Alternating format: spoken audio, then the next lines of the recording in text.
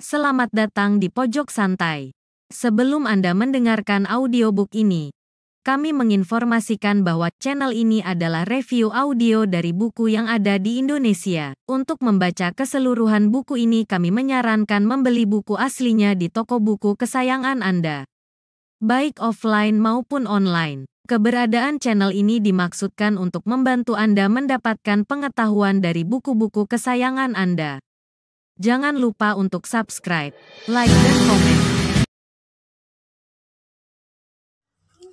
Selamat datang di Pojok Santai, channel khusus yang membahas komik dan novel dengan cara asik. Raja Rencong dari Utara akhirnya berhadapan dengan Kyai Suhudillah. Apa yang akan terjadi selanjutnya? Yuk langsung saja disimak video kali ini.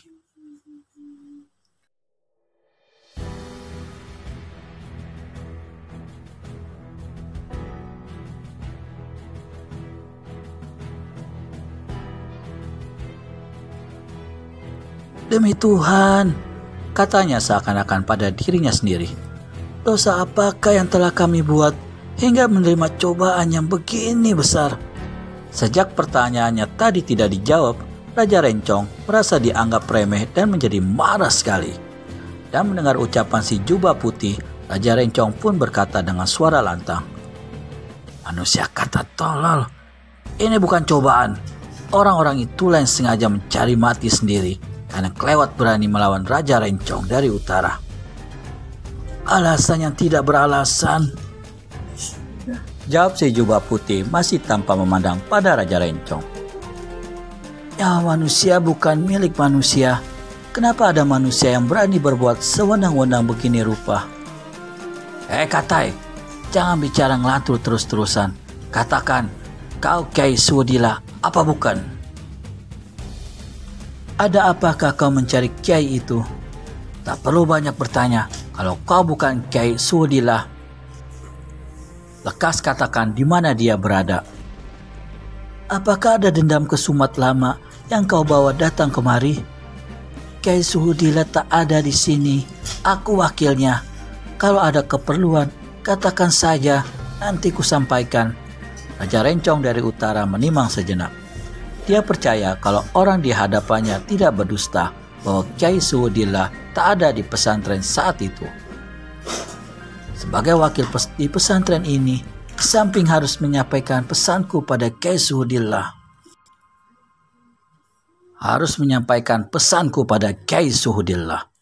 pada tanggal 1 bulan di muka, dia harus datang ke Bukit Toba membawa 50 keping uang emas sebagai tanda tunduk padaku dan masuk ke dalam sebuah partai besar, yaitu Partai Topan Utara yang bakal kudirikan dan kuresmikan. Katakan juga padanya kalau dia berani menolak, lebih baik bunuh diri saja." Paras laki-laki berjubah putih itu tambah kelam membesi. "Kalau aku boleh bertanya, hak apakah yang membuat kau memaksa orang untuk tunduk dan patuh ke dalam partai yang hendak kau dirikan?" Raja Rencong dari Utara tertawa tawar. "Itu akan kuterangkan nanti pada hari peresmian berdirinya Partai Topan Utara. Dan jangan lupa, adalah juga menjadi kewajibanmu untuk mematuhi pesanku tadi dan datang ke Bukit Toba." Kini si jubah putih yang tertawa rawan. "Hendak mendirikan partai dengan main paksa, hendak mendirikan partai dengan menempuh jalan berlumuran darah, sungguh keji. Jadi, kau menolak untuk datang dan datang?" tanya Raja Rencong. Ada suaranya membayangkan ancaman. "Aku, Kyai Hurajang, sebagai wakil pemimpin pesantren Suhudillah, berhak menolak permintaanmu yang secara memaksa itu. Apalagi mengingat apa yang telah kau lakukan di sini. Pembicaraan tentang segala macam partai, tentang segala macam tanggal dan tahun, tentang segala macam peresmian, kita tutup sampai di sini. Sekarang yang patut dibicarakan ialah tentang pertanggungjawabanmu atas 20 korban yang berhamparan itu."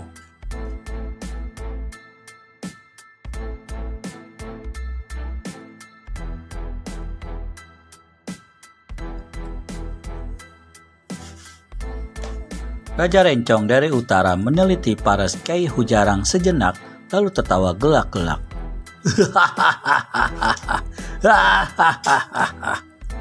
Kukira dengan melihat 20 mayat di dekatmu, kukira hidungmu akan menjadi satu. Peringatan bagimu untuk tidak bicara apalagi bertindak gegabah. Tapi dasar manusia tidak tahu tingginya gunung Lauser, tak tahu dalamnya danau Toba. Dikasih anggur malah meminta racun.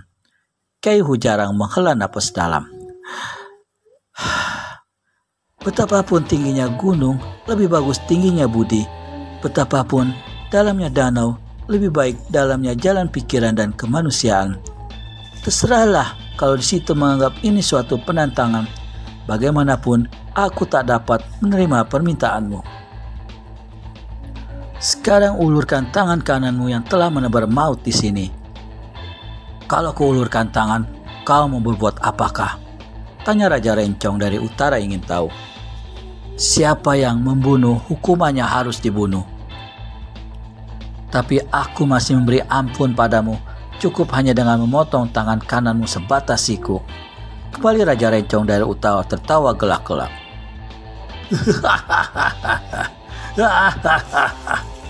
Kyai tak tahu dia untung, dampratnya. Jika kau sanggup menahan seranganku sampai 5 jurus, aku bersumpah untuk bunuh diri di hadapanmu. Ajaran agamaku mengatakan, balaslah kebaikan dengan kebaikan, tapi balaslah kejahatan dengan keadilan. Akan kulaksanakan keadilan, namun sengaja kau minta hukuman yang lebih berat. Mungkin sudah takdir aku harus turun tangan, menyelamatkan dunia dari angkara murka yang kau timbulkan. Sudah, jangan ngelantur. Terima jurus yang pertama ini, bentak Raja Rencong dari utara. Tangan kanannya dipukulkan ke muka. Satu angin dahsyat menderu dengan kekuatan setengah tenaga dalam. Melihat datangnya serangan ini, Kyai Hurajang salurkan 3/4 tenaga dalamnya ke lengan jubah, lalu kebutkan lengan jubah itu. Selarik angin putih menyambar. Tapi betapa terkejutnya Kyai Hurajang sewaktu tenaga dalam mereka saling bentrokan.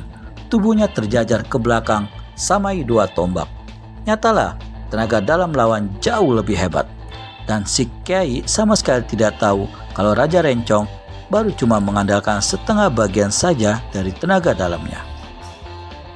Melihat sekali hantam saja lawan sudah huyung begitu rupa, dengan tertawa Raja Rencong lipat gandakan tenaga dalamnya.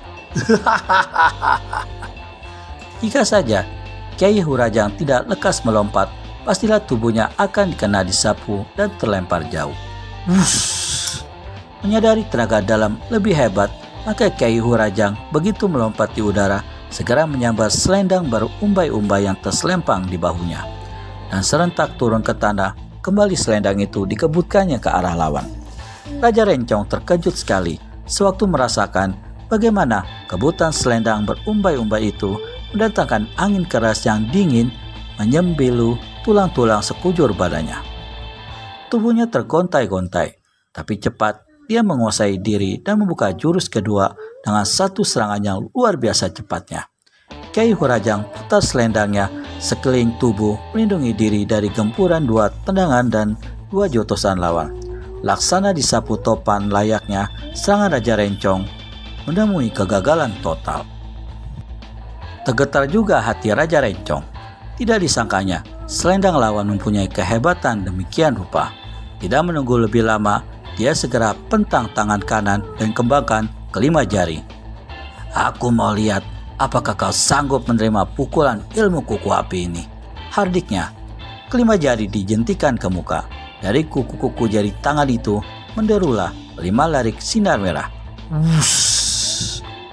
Kyai Hurajang kerahkan seluruh tenaga dalam dan menangkis dengan selendangnya. Kyai Hurajang berseru kaget dan lepaskan selendangnya yang dalam kejap itu telah berubah menjadi kepulan api dilanda pukulan kuku api yang dilepaskan Raja Rencong. Muka Kyai ini berubah pucat laksana kertas. Raja Rencong dari utara tertawa mengekeh. Apakah cuma itu satu-satunya senjata yang kau andalkan hingga kau demikian pucatnya? Ujar Raja Rencong mengejek. Aku masih belum kalah, kata Kyai Hurajang. Dalam 2 jurus mendatang, jangan harap kau bisa lepas dari tanganku. Kyai Hurajang rangkapkan kedua tangan di muka dada, mata meram dan mulut Komat Kamil. Sesaat kemudian wajahnya berubah menjadi biru. Hahaha, ilmu siluman apakah yang hendak kau keluarkan, Kiai? Ejek Raja Rencong dari utara.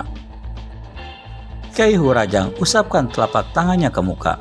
Warna biru di wajahnya lenyap dan sebagai gantinya, kini kedua tangannya sampai pergelangan berubah menjadi biru legam dan bersinar. Siaplah untuk menerima kematian, desis Kyai Hurajang, lalu tutup ucapannya dengan hantamkan kedua tangannya ke muka. Wuss! 2 larik sinar biru menderu ke arah Raja Rencong dari utara. Inilah ilmu pukulan kelabang biru yang pernah dituntut Kyai Hurajang dari seorang sakti di Pulau Jawa. Jangankan manusia, batu karang yang bagaimanapun atosnya akan hancur lebur dilanda 2 larik sinar biru itu. Jika dipukulkan ke pohon besar, maka pohon itu akan menciut mati. Detik itu juga akibat racun dahsyat yang terkandung dalam larikan sinar biru itu. Raja Rencong dari utara juga sudah mendengar tentang ilmu pukulan kelabang biru dan sudah maklum akan kehebatannya. Bisakah Raja Rencong dari utara menghadapi pukulan kelabang biru? Temukan jawabannya di video selanjutnya hanya di channel Pojok Santai. Segera subscribe dan tekan tombol lonceng untuk mendapat notifikasi video terbaru dari kami. Terima kasih dan sampai bertemu kembali.